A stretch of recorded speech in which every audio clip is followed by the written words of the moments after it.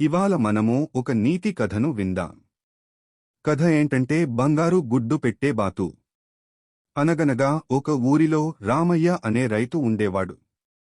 అతను చాలా పేదవాడు. తన దగ్గర ఉన్న ఒకే ఒక్క బాతు ఇచ్చే గుడ్లను అమ్ముకుని జీవించేవాడు. రామయ్య మనసులో ఇలా అనుకుంటున్నాడు, అయ్యో దేవుడా! ఈ పేదరికం ఎప్పుడు తీరుతుందో? రోజుకు ఒక గుడ్డుతో నా ఆకలి కూడా తీరడం లేదు.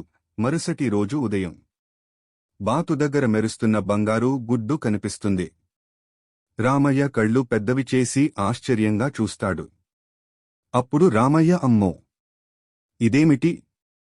గుడ్డు ఇంత మెరుస్తోంది? ఇది నిజంగా బంగారమేనా అని అనుకుంటాడు. ఆ తరువాత రోజు రామయ్య ఆ గుడ్డును పట్టణంలో నగల వ్యాపారికి చూపిస్తాడు. అది నిజమైన బంగారమని తెలియడంతో అతనికి చాలా డబ్బు వస్తుంది.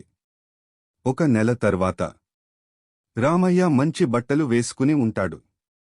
అతని ఇల్లు మారిపోతుంది.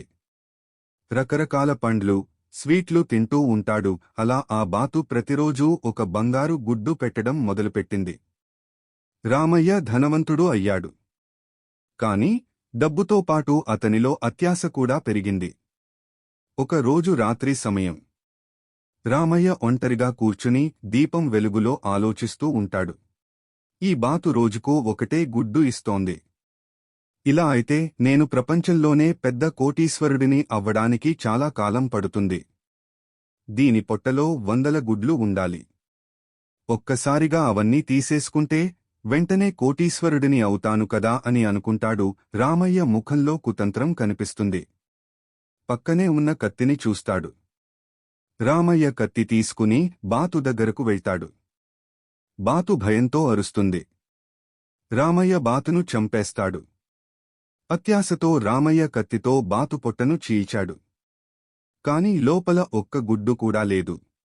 కేవలం మాంసం, రక్తం మాత్రమే ఉన్నాయి. అప్పుడు రామయ్య ఏడుస్వా, అయ్యో! ఎంత పని చేశాను!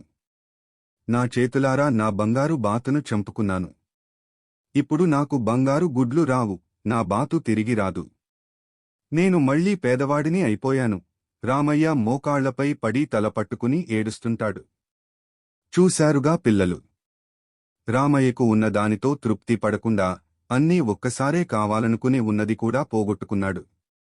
ఈ కథ వల్ల మనం తెలుసుకున్న నీతి ఏంటంటే అతి ఆశ గతిచేటు, గ్రీడ్ బ్రింగ్స్ గ్రీఫ్. ఈ వీడియో గనుక మీకు నచ్చితే సబ్స్క్రైబ్ చేసుకోండి.